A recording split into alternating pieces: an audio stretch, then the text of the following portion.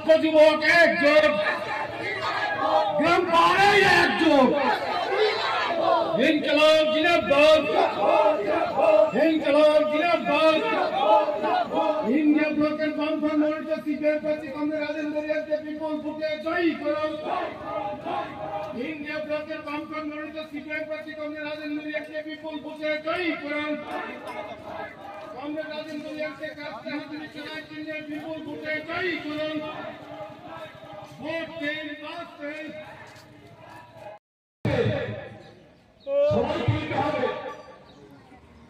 এটা একটা গণতান্ত্রিক প্রতিযোগিতা হলো এই নির্বাচনকে কেন্দ্র করে। কিসের বিনিময়ে? কি ডিমান্ড? কি বলতো ভূভাগরা, তথাকথিত ভূভাগরা? খামসা, one last fight, no compromise. Greater Tripura land, constitutional solution. বুঝলি? ও সব কিছু তথাকথিত ভূভাগরা ভিন্না গেল, ত্রিপ্রাসারে বিক্রি করে দিল।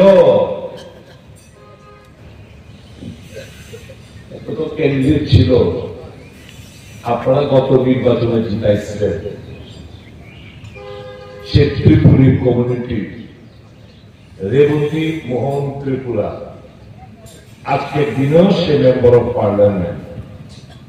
ওই খানসা খানসা না কইতো, ত্রিপুরীবাদ, মগবাদ, রিয়াংবাদ, সব বাদ, তারপরে কয় খানসা খানসা খানসা।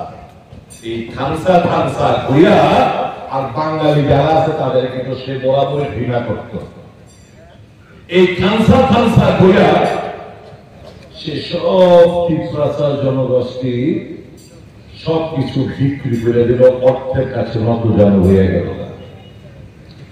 আমি এমন তথাকথিত ভূভাগরা দেখি নাই যে ক্ষমতার কাছে এবং অর্থের কাছে সে নতজান হইয়া পড়ে, হাঁটু বাইরা যায়।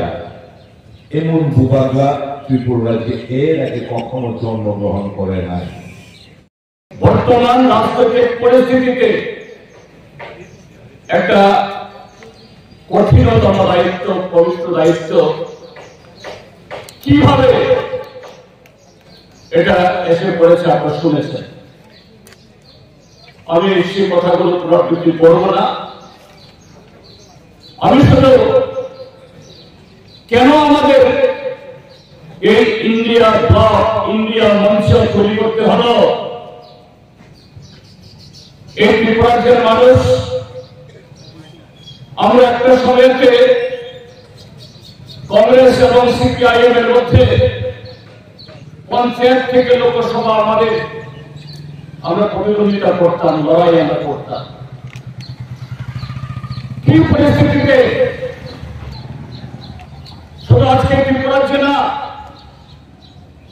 সারা রাজ্যে, সারা দেশে আমরা একসাথে দাঁড়িয়ে হাতে হাত ধরে